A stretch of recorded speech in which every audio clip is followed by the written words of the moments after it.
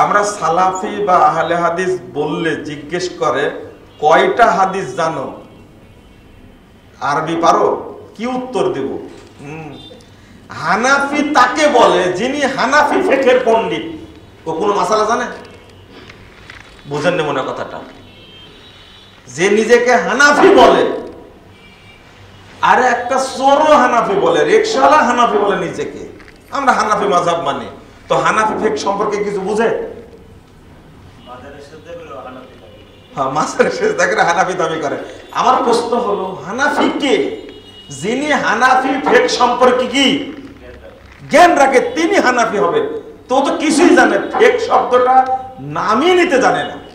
তো তোমরা হানাফি বললে, তোমরা শাফি বললে, মালিকি বললে, হাম্বলি বললে কোনো সমস্যা নাই, আমরা আহলে হাদিস বললে সমস্যা।